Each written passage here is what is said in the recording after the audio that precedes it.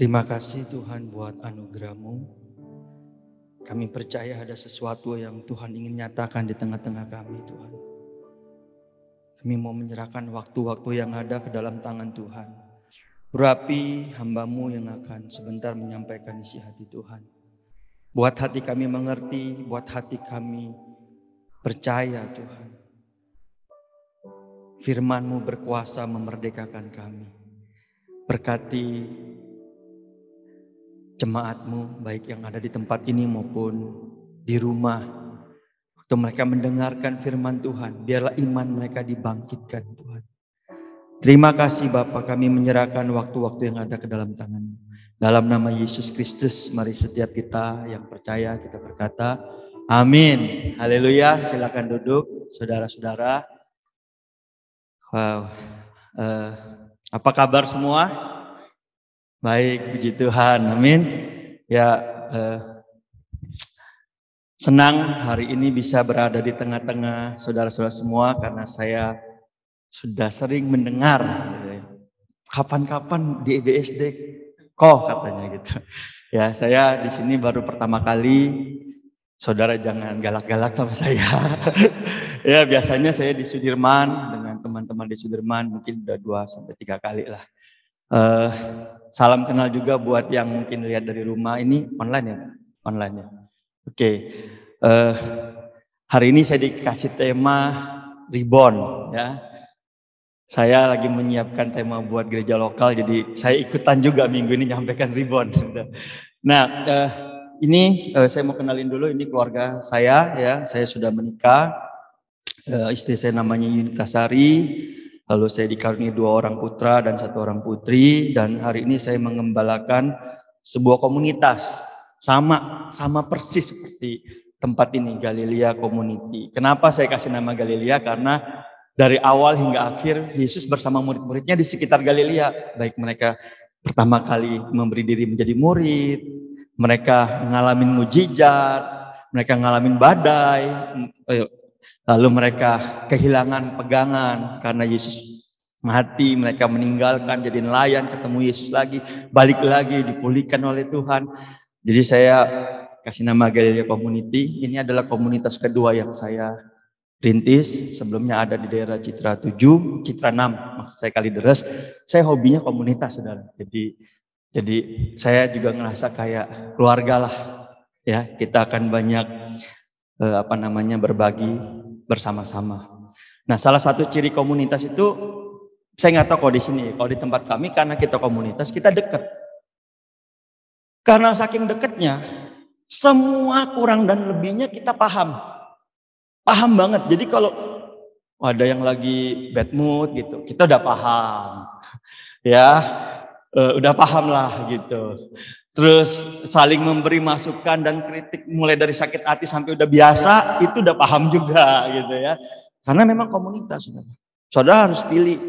Ya, saya nggak tahu, ini sih nggak ada di materi, tapi saya ngerasa saya perlu ngomong ini, bahwa once kita memutuskan untuk ada dalam komunitas, ini bukan cuma sekedar gereja, ini keluarga rohani. Benar, ini keluarga rohani. Kalau saudara tanya sama saya, Pak, kenapa mau bikin komunitas? Karena saya bukan kecewa sama gereja besar, karena saya lahir dari gereja besar, tapi saya pengen saya punya keluarga rohani yang kalau saya selesai khotbah gitu turun 2 minggu kemudian dibilang, Pak, Bapak khotbah doang, Bapak sendiri hidupnya belum ngerjain, belum ngelakuin. Ya saya bisa terima gitu, karena kita memang seperti keluarga. Dan percayalah, setahun pertama saya babak belur. Ya biasa kita khotbah pulang, udah kan selesai kan, salaman, makan Pak. Kalau ini enggak Pak, ayo dong Pak, bisa dong, yuk bisa yuk. Yang Bapak khotbahin tadi, kita bisa sama-sama berubah, bertumbuh. Ya kita saling memberi, saling menerima, saling menasehati, betul-betul komunitas, keluarga. Jadi saya dianggap, jadi panggilnya Babe, padahal kalau dilihat kan masih anak kuliah juga ya. Oke, itu sedikit dari saya perkenalan. Jadi saya mau encourage saudara, yuk terus maju dan bertumbuh. Terus kendala kita yang paling besar, ini saya sharing ya Pak ya, nggak apa-apa ya. Ada alarmnya nggak? Turun gitu. Ya, kalau di gereja gede kita kelamaan worship leadernya naik, kasih kode berarti udah selesai nih waktunya gitu ya. Ya, kalau di komunitas kita bisa ngomong dari hati kita karena kita keluarga. Dan salah satu tantangan dalam gereja komunitas adalah kita merasa kok sepi, kok dia lagi. Ini benar Pak, ini saya juga, ya kita juga segini kira-kira gitu. Tapi menurut saya, emang keluarga nggak akan besar. Begitu keluarga besar, kalau saya jadi orang tua dan kalian sudah, ini anak-anak misalnya ya, udah besar, kalian harus membentuk keluarga sendiri. Itu berarti saya berhasil sebagai orang tua. Dan selama kita keluarga, nggak akan besar saudara. Besarnya cuma sekali-sekali doang, pas lagi sincia, pas lagi arisan, bener gak? Sisanya kecil. Nah karena kecil, saudara udah terlanjur misalnya mau di sini, tertanamlah. Karena keindahannya ketika saudara tertanam. Saling gesek, saling bentuk, dan itu yang membuat kita bertumbuh.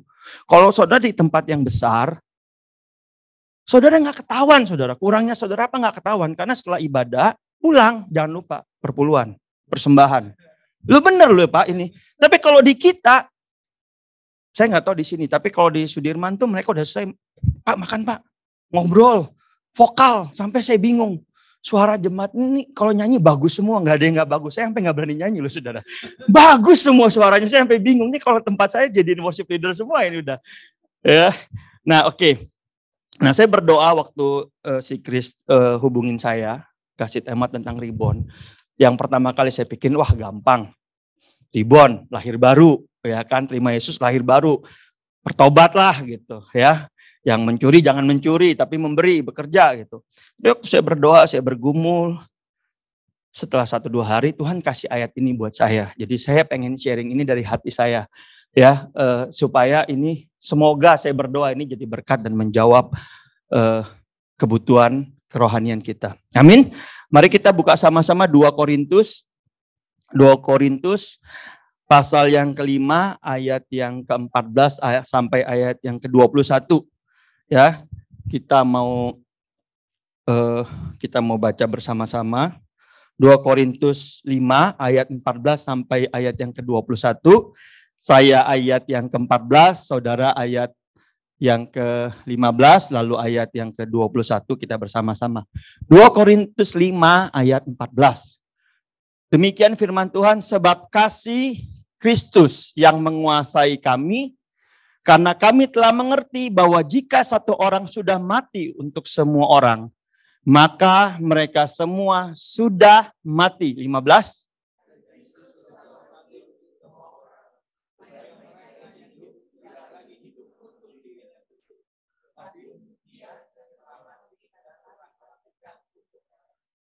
Sebab itu kami tidak lagi menilai seorang juga pun menurut ukuran manusia. Dan jika kami pernah menilai Kristus menurut ukuran manusia, sekarang kami tidak lagi menilainya demikian. 17.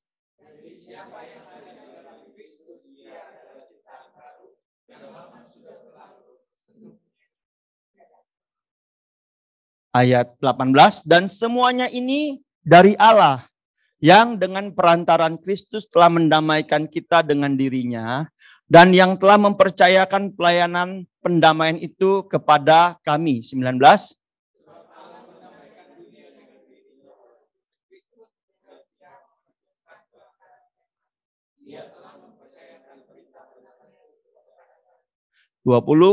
Jadi kami ini adalah utusan-utusan Kristus.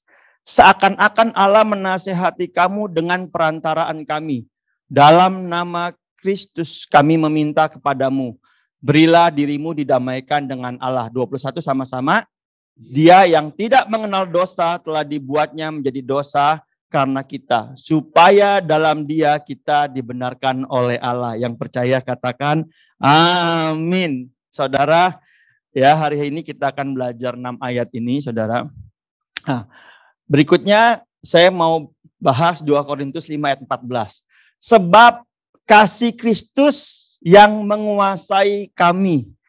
Ya, kenapa Paulus bisa tulis sebab kasih Kristus yang menguasai kami? Karena pelayanan Paulus dahsyat banget, saudara. hari itu.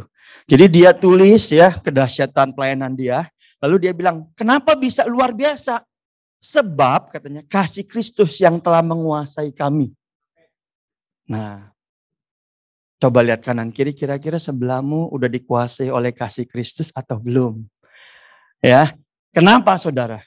Karena orang yang mengerti dan dikuasai oleh kasih Kristus, maka ayat berikutnya berkata, karena kami telah mengerti. Jadi yang membuat mereka dikuasai oleh Kristus, kasih Kristus adalah karena mereka mengerti. Apa yang mereka mengerti? Yang mereka mengerti jika satu orang sudah mati untuk semua orang, maka mereka semua sudah mati. Ayat ini berkata, jika Yesus sudah mati buat semua orang, maka semua orang sudah mati. Pertanyaan di minggu pertama, saudara sudah mati atau belum? Kalau saudara belum mati, tandanya bahwa belum dikuasai oleh kasih Kristus. Saudara, di sini yang sudah menikah, cuma Pak Pur. 2. Wah, luar biasa. Yang lain belum. Mau menikah? Mau ya Pak? Tahu nggak syarat orang menikah apa? Syarat orang menikah. Mati. Saudara kalau belum mati, jangan menikah deh. Mati terhadap ego. Saya tuh konseling anak muda banyak banget saudara yang bilang gini. Kenapa kamu putus? Habis masa lalu pasangan saya nggak bagus. Ini yang ngomong cowok. Masa lalu pasangan cewek saya, calon istri saya nggak bagus, jadi kita putus. Terus saya tanya, emang kamu bagus? Ya enggak sih Kak. Lalu aja nggak bagus. Ya kan egois. Kan kita pria memang egois. Terus saya bilang, orang egois nggak cocok menikah. Udah melajang aja. Karena dari ujung sampai ujung, pernikahan tuh bicara tentang kasih, tentang pengorbanan, tentang menerima. Kalau kamu egois, aduh, bener deh menikah adalah bunuh diri. Bener. Nah, nggak diundang lagi nih kayaknya nih. Ya. Jadi dari awal sampai akhir, kenapa kita nggak bisa serupa Kristus? Karena kita nggak dikuasai kasih. Kenapa nggak mampu? Karena kita nggak mati, saudara. Saudara, kalau saudara nggak mau belajar mati, saudara nggak cocok di gereja komunitas. Gereja gede aja mendingan. Bener. Saudara performance, selesai. Beneran. Tapi kalau di gereja komunitas, nggak bisa. Kalau di gereja besar, saudara saya tuh suka. Udah selesai khotbah, dapat amplop pulang. Kalau di komunitas, udah selesai khotbah, makan-makan kan ngobrol. Kita ketahuan nih cara didik anak gimana, keluarga kayak mana, sama istri gimana. Pak, wah banyak masukannya. Jadi kalau nggak mati, saya akan mikir gini, udahlah di gereja besar aja. Enak lagi. Diundang hotel lagi nginepnya. Ini mah kagak. Udah konseling berjam-jam. Nggak ada apa-apa. Ini benar Pak. Kalau enggak percuma. Tapi saya mau beritahu. Saya memilih komunitas. Karena saya memilih keluarga. Saya mencari keluarga. Bukan cuma sekedar sebuah liturgi agamawi. Lalu kalau udah datang puas. Dan saudara sulit untuk bertumbuh. Kenapa? Karena nggak ada yang menajamkan kita. Bener loh. Di komunitas ini saling menajamkan. Serius saudara. Nah makanya ini saudara. Waktu Yesus mati. Saudara sadarilah bahwa saudara juga sudah mati. Kalau enggak saudara enggak bisa.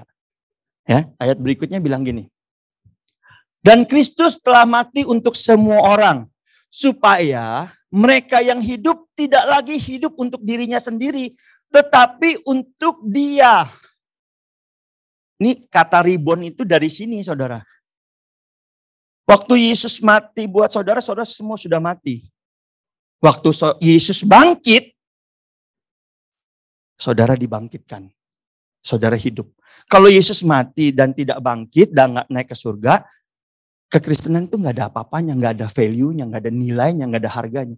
Tapi dia bukan cuma mati, dia hidup, dia bangkit, dan dia berkuasa. Makanya saudara yang sudah mati dihidupkan kembali oleh kuasa kebangkitan Yesus. Tapi hidupnya bukan untuk diri saudara, tapi untuk dia. Nah, boleh kaya nggak? Boleh. Tapi kayaknya untuk dia. Boleh sukses nggak? Harus. Tapi suksesnya untuk dia, untuk memuliakan dia, bukan untuk pride sendiri, saudara. Bukan. Karena segala potensi yang Tuhan beri dalam hidupmu, anak muda, dengar baik-baik. Untuk memuliakan Tuhan. Kalau saudara pakai untuk diri saudara, hancur. Nggak percaya. Pak, ini panjang nggak apa-apa Pak ya? Kayaknya ngomongnya kemana-mana ini Pak. Contohnya, Simpson. Simpson itu kurang pilihan Tuhan kayak apa saudara? Lahirnya aja, malaikat kasih tahu. Anakmu akan menjadi hamba Tuhan, nasir Allah. Dia akan membebaskan bangsa Israel dari jajahan Filistin. Kekuatannya dahsyat. Tapi dia nggak bisa menahan egonya, saudara. Waktu dia ngeliat cewek cantik. Wow, ini baru cewek, ini cewek baru. Nah, jatuh saudara. Sampai harus apa? Mengalami kebutaan, dihina, ya jadi badut, dijadikan tontonan. Nothing. Kenapa? Dia nggak mati buat dirinya dan hidup bagi Allah. Saya tahu saudara semua, entah saudara ini kerja di sini atau belajar di sini, konon katanya tempat ini bagus buat belajar ini saudara, startup. Saudara pasti orang-orang pilihan. Tapi ingat, waktu saudara hidup buat diri saudara sendiri dan bukan untuk Allah, nothing. Mungkin saudara bisa banyak uang, tapi bukan kebahagiaan. Makanya ini saudara, supaya saudara hidup bukan untuk diri saudara. Saya itu banyak ketemu anak muda saudara. Mau dikonseling tapi yang menguntungkan diri dia sendiri. Pak, saya belum punya pasangan, gimana dikonseling? Udah dapat pasangan ngilang. Kagak ada saudara yang mau tertanam tuh gak ada. Serius loh. Ini saya ngomong jujur dari hati ya. Kalau kita ibadah yang wah loncat-loncat gitu. Kayak ada lampu sorot, lampu tembaknya. Kita kayaknya adrenalinnya dibangkitin. Ya gak apa-apa semangat. Tapi kekristenan gak bicara tentang itu. Kekristenan tuh bicara tentang perubahan hidup. Di mana ada pementoran, pemuritan, saudara dibentuk, saudara diajarin sungguh-sungguh, nangis bareng, air mata sama-sama. Saudara jatuh, ada yang doain saudara, bangkit lagi. Tapi itu saudara gak akan dapetin di tempat-tempat yang gak based on community, saudara. Mana kenal. Enak aja konseling saudara 2 jam, mau bayar berapa? Ini beneran. Cuma di tempat begini saudara udah dikasih meja-mejanya. Udah selesai, masuk 1, keluar 1, tisu habis gitu ya. Tapi gak semua saudara. Nah, karena saudara ada dalam komunitas di mana Yesus ingin saudara hidup bukan untuk dirimu sendiri. Nah, hidup nggak untuk diri sendiri itu nggak mudah. Mesti ada yang bimbing, ada yang mantau, ada yang perhatiin. Amin, saudara. Ini saya nggak disuruh sama Pak Pur.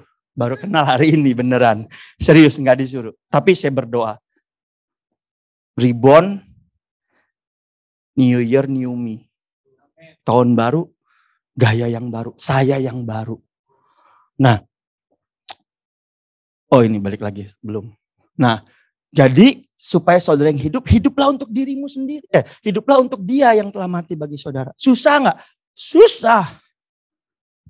Gampang? Enggak. Nah, kenapa susah?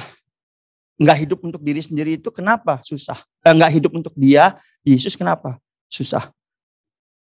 Karena kita suka menilai. Bener nggak? Kita tuh menilai, judging. Ayo dong sungguh-sungguh sama Tuhan melayani. Aduh Pak, saya mah belum lah Pak. Saya belum siap. Belum deh. Saya mah masih suka dugem. Belum siap Pak. Percaya Yesus? Percaya. Tapi kan roh penurut daging lemah Pak. Nah, atau kita ngeliat orang, misalnya kalau kita lihat Pak Pur, misalnya, kita ngerasa, wah terlalu jauh level pengertian firman, jauh. Nggak mungkin hidup dalam penilaian. Ayo ikut Tuhan, aduh nggak mau ikut Tuhan, susah. Susah Pak. Saya masih mau yang senang-senang. Saya masih mau, wah hidup saudara menilai. Saudara suka menilai? Suka dinilai? Pernah dinilai? Sering. Kekristenan yang hidup dalam penilaian dan menilai dan dinilai, menghakimi dan dihakimi, nggak bertumbuh pasti. Nggak bertumbuh. Kenapa? Makanya Paulus bilang begini saudara. Sebab itu kami tidak lagi menilai seorang pun menurut ukuran manusia. Oh ternyata Paulus itu dulu sering menilai orang menurut ukuran manusia. Benar nggak saudara? Paulus itu ternyata dulu sering. Nah, dan jika kami pernah menilai Kristus menurut ukuran manusia. Jadi Paulus menilai Kristus menurut ukuran manusia. Pernah. Sekarang kami tidak lagi menilainya demikian. Waktu Paulus menilai Kristus menurut ukuran manusia, Paulus menjadi Saulus. Penganiaya. Saudara paham maksud saya? Ngeri ya? Ngeri. Nah, saudara, semua kita waktu manusia jatuh dalam dosa, manusia itu hidup dalam penghakiman. Kita itu hidupnya selalu menilai. Bangun tidur, ngaca saudara. Kita udah menilai. Duh gila, beban tambah banyak ini. Tua. Bener gak? Keluar kamar mau kantor. Pas tetangga ganti mobil baru. Hebat ya. Ganti mobil baru. Kita dari dulu, sekarang dan mudah-mudahan gak selama-lamanya. 2 roda terus. Hebat ya. Bener gak? Kita lihat IG. Hebat ya teman kita habis keluar negeri keliling Eropa. Menilai. Waktu kita menilai, kita ingin menjadi pribadi yang lebih famous, yang lebih better. Tapi dari hal-hal duniawi. Kita lupa bahwa waktu kita ada dalam Kristus, kita telah mati. Untuk diri sendiri dan hidup bagi Kristus. Kita tuh menilai terus, saudara. Apa sih yang buat orang ngalamin OCD, bipolar? Kalau saya konseling, ya karena hidup dalam penghakiman. LGBT, hidup dalam penghakiman, luka yang gak selesai. Makanya saudara, berhentilah menghakimi dan menilai. Saudara, Yesus dinilai menurut ukuran manusia. Pernah gak? Pernah. Ayatnya di mana di sini? Nah, saya bacain ya. Setibanya di tempat asalnya, Yesus mengajar orang-orang di situ di rumah ibadat mereka. Maka takjublah mereka dan berkata, dari mana diperolehnya hikmat itu dan kuasa untuk mengadakan mujizat-mujizat itu. Yesus yang ngajar, sharing, khotbah, bikin mujizat itu orang takjub. Dahsyat, hebat sekali. Ya. Hebat loh, Yesus loh ini. Orang semua pada kagum. Kenapa? Ayat berikutnya bilang begini. Dari mana diperolehnya hikmat itu dan kuasa untuk mengadakan mujizat? Wah, kalau pertanyaan penasaran, bagus saudara. Tapi kalau saudara lanjutin, bukankah ia ini anak tukang kayu? Yang dinilai apa? Manusia kan? Kan dia orang susah. Kira-kira gitu kan kalau bahasa kita hari ini.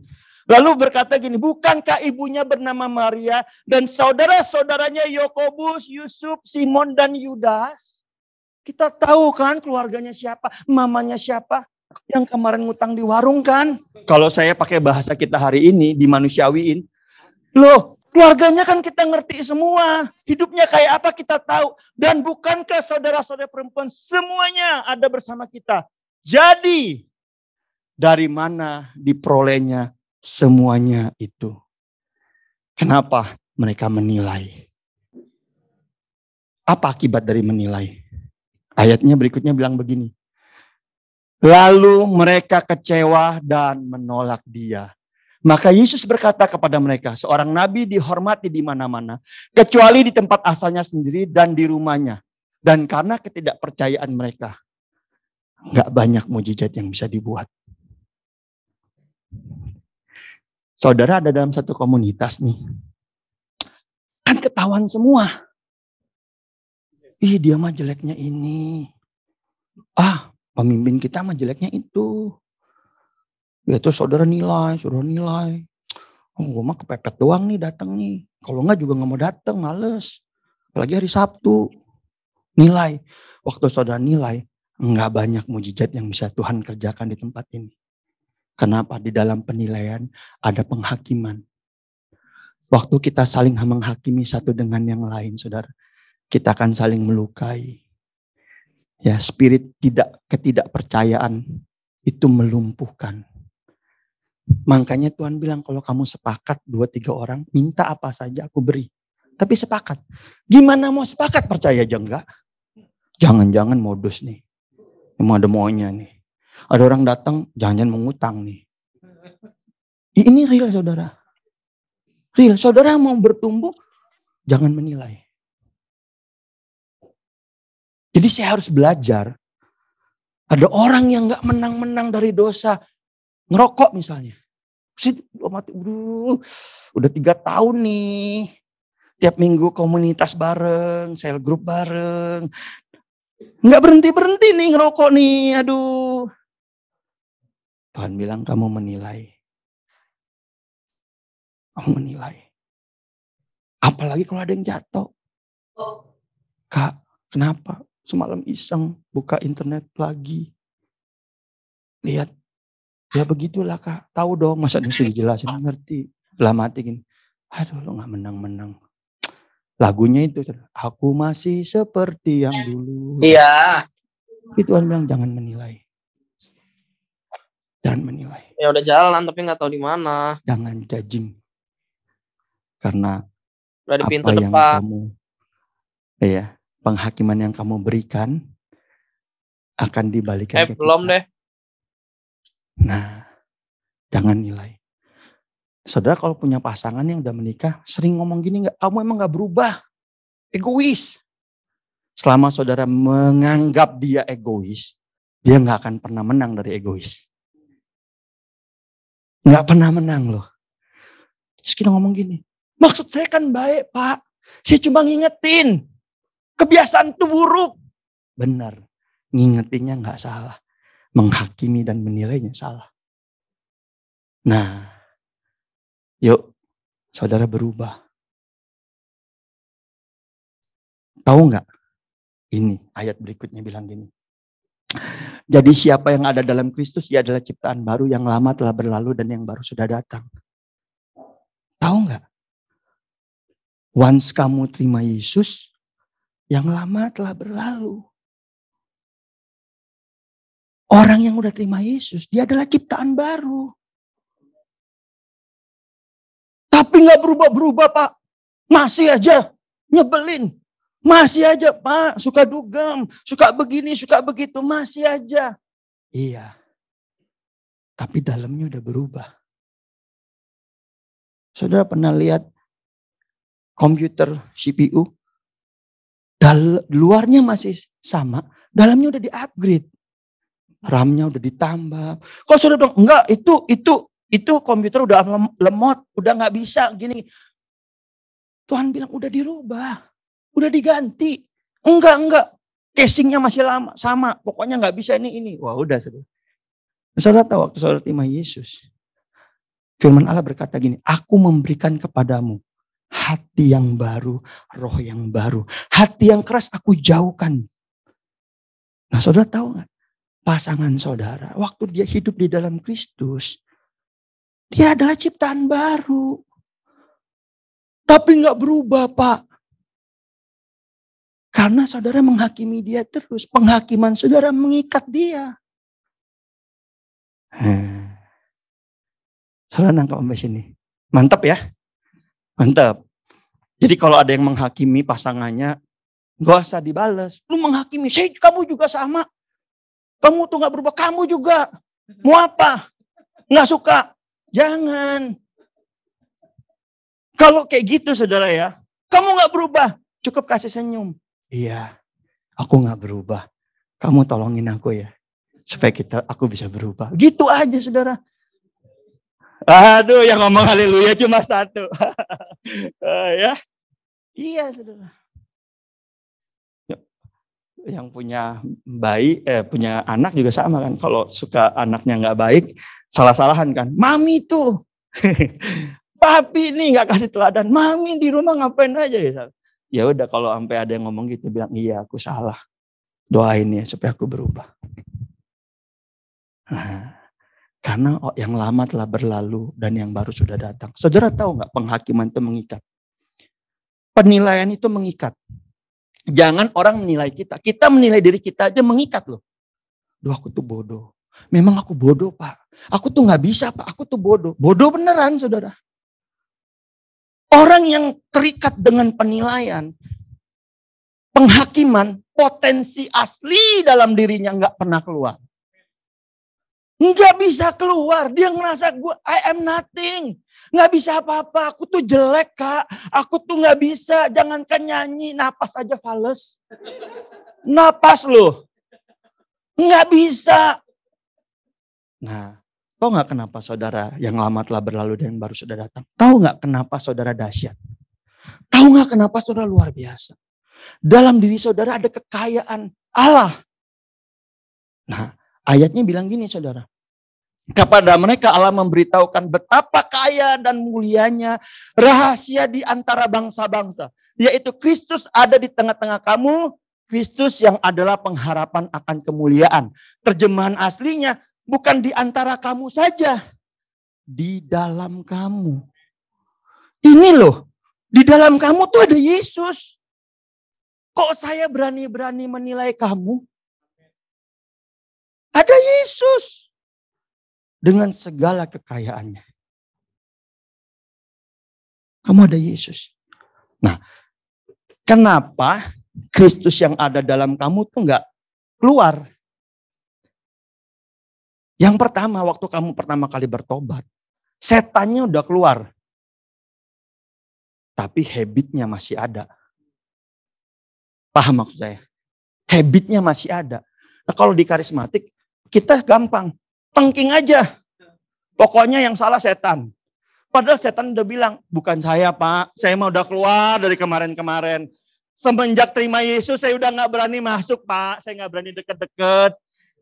Yang disalahin setan. Ternyata bukan setan lagi. Habit. Lu bayangin aja dari SMA udah terikat pornografi sampai umur 40 tahun. Setannya udah keluar. Habit kebiasaannya kan masih ada.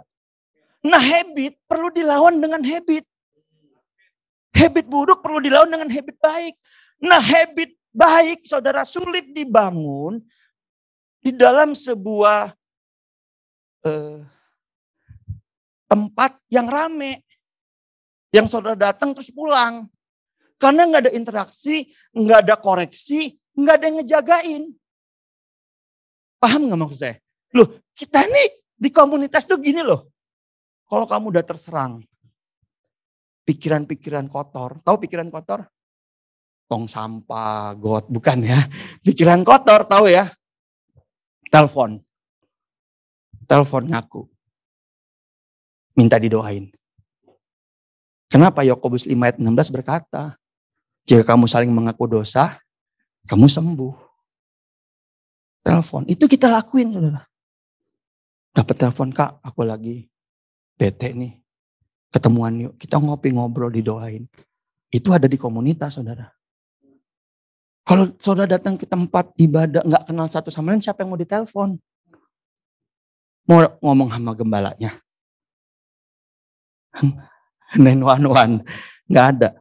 Makanya saudara, Christ is in you. Jadi waktu saya mau menghakimi nih, ada Yesus di dalam dia. Saya gak berhak. Dia adalah ciptaan baru. Penuh kemuliaan, penuh otoritas, penuh kuasa. Anak-anak Allah. Sama. Yang bisa saya lakukan apa? Mendoakan dia, mengencourage dia. Yuk, sama-sama yuk bisa. Nah, jangan menilai, saudara. Saudara semua ciptaan baru. Tuhan mau pakai saudara. Saudara adalah buatan Allah. Diciptakan dalam Yesus Kristus. Untuk melakukan pekerjaan baik. Dan dia mau saudara hidup di dalamnya. Nah, iblis sejak semula gak suka. Iblis memberikan penghakiman dan penilaian. Udahlah, gak usah sok suci. Entar kalau ngomong sama Pak Pur apa lagi? Dosa lu ketahuan malu. Mukamu mau taruh di mana? Malaikat bilang taruh aja di situ. Gak usah di kemana-manain. Kenapa saudara? Waktu saudara makin simpen, saudara akan membangun hubungan yang palsu. Kita semua kelihatan baik, dalamnya enggak. Nah waktu kita enggak apa adanya, Roh Kudus enggak bisa kerja saudara. Semua kita pakai topeng. Kenapa? Karena kita takut dinilai kan. Takut nanti apa? Padahal waktu saudara cerita, didoakan, saling ngaku dosa, sembuh katanya. Yakobus 5 ayat 16. Nah, waktu saudara saudara simpan, dosa itu makin menggoda loh. Makin menggoda. Jadi kita gampang jatuh lagi. Makin jatuh, makin frustasi. Padahal waktu saudara cerita, katanya apa? Darah Yesus menyucikan kamu. Wow, dahsyat saudara. Nah ini saudara. Ingat, Christ is in you. The hope of glory. Pengharapan akan kemuliaan ada dalam kamu. Makanya hari ini saya semangat saudara. Suruh sharing di komunitas saya semangat. Kenapa? Karena saya punya pengharapan habis ini kita bisa follow up. Coba kalau sekali ibadah 1000. Yang paling ujung kelihatan aja enggak. Loh bener saya ngomong gini bukan karena gak pernah khotbah di angka segitu saudara. Pernah. Tapi this is family loh. Betapa berharganya komunitas yang kita bangun bersama-sama. Itu saudara. Amin. Udah kelamaan gak sih ini? 2 Korintus 5 ayat 18. Dan semuanya ini dari Allah yang dengan perantaran Kristus telah mendamaikan kita dengan dirinya. Dan yang telah mempercayakan pelayanan pendamaian itu kepada kami. Dan semuanya ini dari Allah yang dengan perantaran Kristus telah mendamaikan kita dengan dirinya. Saudara udah berdamai belum dengan Tuhan? Tahu nggak? Kalau saudara nggak bisa berdamai dengan Tuhan, saudara nggak bisa melakukan pelayanan pendamaian. Artinya sejauh saudara tidak beres sama Tuhan, berdamai, saudara akan selalu menghakimi dan menilai. Iya nggak? Karena gini saudara. Seringkali kita kalau datang sama Tuhan, kita ngerasa, Tuhan gak layak banget Tuhan. Hari ini udah pernah pikiran kotor. Hari ini udah emosi sama anak. Konflik sama istri. Aduh aku gak layak lah. Kita melihat banyak kekurangan kita. Waktu kita banyak lihat kekurangan kita ketemu orang. Maka kita akan gampang melihat kekurangan orang. Kan? Benar kan? Jadi kenapa saudara gampang menghakimi? Sederhana, saudara sering dihakimi. Nah, tapi hari ini ayatnya bilang gini. Kristus telah mendamaikan kita. Jadi saudara udah berdamai. Tuhan tuh berdamai sama saudara. Kalau saudara berbuat dosa, datang sama Tuhan mengaku. Jika kamu mengaku berdosa, ia setia dan adil. Ia akan mengampuni kamu dari segala kesalahan dan menyucikan kamu dari mengampuni kamu dari segala dosa dan menyucikan kamu dari segala kejahatan. 1 Yohanes 1 ayat 9. Datang aja. Nah, tapi ada orang Waktu jatuh dalam dosa, dia doa sama Tuhan. Tuhan ampuni Tuhan. Tuhan aku gak layak. Malaikat bilang udah dilayakin. Enggak Tuhan aku gak layak. Aku gak layak. Aku gak bisa Tuhan aku gak layak. Akhirnya menghilang. Yang di gereja tadi duduk di depan, duduknya di belakang. 2 minggu lagi gak nongol. Sebulan kemudian hilang dari peredaran. Dan selama hilang tahu apa yang terjadi? Iblis bilang ini tuh kamu gak layak. Tuh kamu begini. Ayo kamu jangan ke gereja lagi deh. Kamu cuma dihakimi. Terus saudara. Nah padahal kebenarannya ini. Saudara. Kristus telah mendamaikan kita dengan Allah. Di mata dia. Di mata Tuhan. Saudara tuh sempurna. Bukan karena saudaranya sempurna. Karena pengorbanan Kristus yang sempurna. Ada ilustrasi saudara. Bukan ilustrasi, ini kejadian di Jakarta Selatan. Ada anak kecil punya karunia. Suka ngalamin mimpi, penglihatan. Penglihatannya anak kecil saudara main sama Tuhan. Yesus baik, Yesus sayang anak-anak. Wah pendetanya penasaran kan. Bener gak nih anak ini? Jangan-jangan cuma halusinasi. Terus dia tanya, nak, kalau nanti kamu ketemu Yesus lagi tolong tanya, dosa Pak Pendeta apa? Oh, Pak Pendeta gak tahu dosa Pak Bapak apa? Sampai harus tanya Yesus? Enggak, coba tanya aja, maksud pendetanya mau ngetes. Satu kali anak ini datang. Pak Pendeta, saya udah ketemu Yesus. Oh puji Tuhan, kan gak boleh ngomong, bohong kan gak boleh.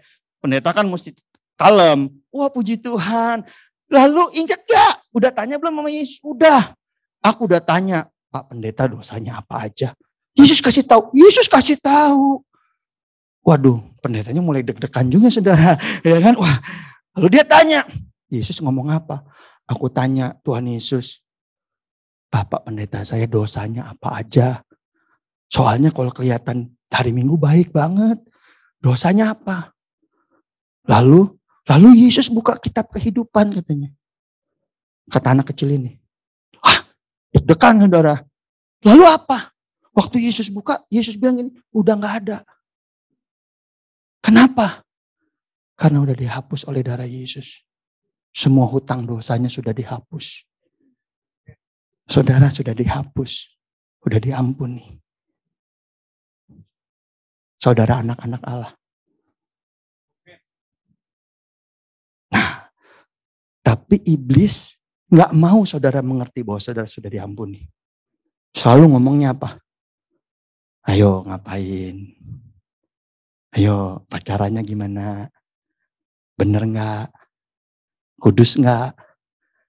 Selalu dituduh saudara. Nah waktu saudara masih ada dalam penuduhan, saudara gak berani intim sama Tuhan. Nah, jadi kalau saudara tidak mengerti bahwa Kristus sudah datang mendamaikan kita dengan dirinya, saudara nggak bisa melakukan pelayanan pendamaian. Saudara yang harusnya adalah anak Tuhan yang kemana-mana membawa damai, ini malah membawa kerusuhan. Kenapa? Karena saudara masih hidup dalam penghakiman, maka kemana-mana kita menghakimi. Iya kan? Benar nggak? Makanya kita nggak nyaman tuh, terlalu akrab, terlalu deket. Cerita tentang pergumulan kita, masalah nggak nyaman. Kenapa? Hidupmu dalam penghakiman. Seandainya engkau tahu bahwa engkau sudah didamaikan dengan Allah, engkau outputnya apa? Hidup dalam sukacita, damai sejahtera. Amin saudara. Penuh dengan kasih. Orang sakitin saudara, saudara nggak apa-apa. Kenapa? Karena saudara tahu bahwa saudara sudah diampuni. Utang saudara sama Tuhan banyak. Saudara gak akan berat untuk hidup bagi Kristus. Bukan untuk diri sendiri. Kenapa? Karena dosa saudara yang banyak udah gak dihitung sama Tuhan. Amin. Nah, 19. Sebab Allah mendamaikan dunia dengan dirinya oleh Kristus. Dengan tidak memperhitungkan pelanggaran mereka. Nih, Pak Pur nyakitin saya. Secara naluri saya mau balas. Tapi saya ingat. Tuhan saja tidak hitungan. Benar gak? Tidak memperhitungkan pelanggaran. Berkali-kali bikin salah. Tuhan tidak menghitung pelanggaran mereka. Ini ayatnya loh yang tulis Paulus, bukan saya. Saya cuma ngutip. Itu sebabnya waktu saya mau bales, saya sadar. Oh, Tuhan udah ngampunin kamu ya. Sama kayak Tuhan ngampunin saya. Berarti sebenarnya dosa kamu, kesalahan kamu udah gak ada di mata Tuhan. Kalau di mata Tuhan yang maha adil, maha kuasa aja gak ada. Kenapa dosa kamu selalu ada di mata saya? Berarti saya ini gak bener. Saya ini kayak orang yang utang triliunan, dihapus. Ada orang utang 1 juta, saya inget-inget. Saya ini gak bener. Saya harus melepaskan pengampunan.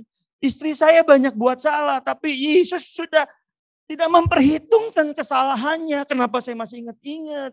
Suami saya ini banyak salahnya, nggak benar. Tapi Yesus sudah tidak memperhitungkan kesalahannya. Kenapa saya kok lebih daripada Tuhan? Tiap malam saya ingat, saya renungkan, saya ingat, saya renungkan. Lalu saudara akan datang sampai satu titik. Tuhan, aku mengampuni dia. Dan waktu saudara ngampuni, ada damai sejahtera, ada sukacita. Saudara, kan lucu ya. Kita ini lucu. Menikah. Ini buat yang menikah, yang belum terima dengan iman. Kita ini menikah. Tujuan pernikahan bahagia. Dan kita menikah nggak untuk cerai. Tapi waktu ada satu kesalahan yang kita nggak beresin, kesalahannya kita ingat terus loh saudara. Dan hubungan yang baik, jadi ada jarak. Udah jadi nggak asik tuh. Tidurnya udah balik badan. Makan seperlunya. Ngomong seperlunya. Mama minta cabai. Oh, udah kenyang belum? Cuma gitu doang. Padahal bisa ngobrol panjang. Bisa seru. Dan Tuhan memberikan semua kebahagiaan. Rancangan yang terbaik buat saudara. Gagalnya kenapa? Ada kesalahan yang saudara nggak beresin. Saudara ingat. Ngapain? Itu tipu muslihat iblis supaya saudara tidak mencapai rancangan Tuhan yang mendatangkan damai sejahtera. Yuk. Ribon. Bentar lagi ya. 20. Jadi kami adalah utusan-utusan Kristus, akan-akan Allah menasihati kamu dengan perantaran kami dalam nama Kristus. Kami meminta kepadamu, berilah dirimu didamaikan dengan Allah. Kadang kita gampang ngampunin orang yang salah sama kita. Tapi kita sulit ngampunin diri kita sendiri. Benar gak? Saya nangis waktu si Kris kasih saya ayat, kasih saya tema, saya udah tahu nih di otak saya mau korban. Waktu saya doa, Tuhan kasih ayat ini, saya nangis. Tuhan mau kamu berdamai. Bayangin, Tuhan yang maha kuasa, suci, kudus, bisa menerima kamu dengan segala kekurangan dan kelebihan kamu. Tapi kamu gak bisa menerima kekurangan kamu. Hanya karena kamu compare orang ada yang lebih baik dari kamu. Padahal persaingan kamu bukan dengan orang lain. Tuhan gak minta kamu jadi orang lain. Tuhan minta kamu serupa dengan Kristus. Saya kalau bandingin diri saya sama Pak Pur, saya frustasi. Orang tuh kalau cerita nih, diam-diam aja ya. Orang tuh kalau cerita, Pak Pur tuh hebat, otaknya pinter. Wah, terus dipakai Tuhan, cinta Tuhan. Dalam hati, saya cinta Tuhan tapi gak pinter. Saya cinta Tuhan, tapi gak kaya juga, gak punya perusahaan. Saya jauh banget. Tapi gini, Yesus ciptakan saya tidak untuk serupa Pak Pur. Enggak. Feel free aja. Itu privilege-nya Pak Pur. Saya punya privilege-nya sendiri. Saudara punya privilege-nya sendiri. Pasanganmu tuh punya privilege-nya sendiri. Sebagai anak Allah, kamu dapat yang terbaik. Nggak perlu compare. Nah, waktu saudara bisa terima kekurangan saudara, boom, semua potensimu keluar. Amin, saudara. Semua yang Tuhan siapkan bagimu untuk melakukan perbuatan baik yang sudah Dia rancang sebelum dunia dijadikan, keluar semua. Kenapa kamu udah gak membandingkan diri kamu dengan orang lain, kamu gak judging orang lain. Malam-malam kamu bisa tidur nyenyak, bangun seger, dengan ide, dengan potensi, dengan otoritas dari Allah, siap melakukan segala sesuatu bagi kemuliaannya. Dan pengurapan Tuhan turun atas hidupmu. Amin saudara. Haleluya. Mari kita datang sama Tuhan. Kita tundukkan kepala. Yuk, mari yuk. Tuhan, hamba-Mu udah selesai.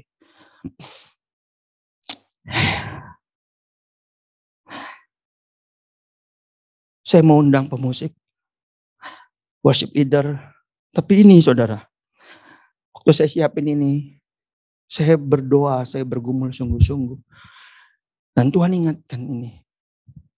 Berapa banyak saudara yang punya kenangan pahit masa lalu. Orang nyakitin saudara. Nyakitin banget. Sangat sakit.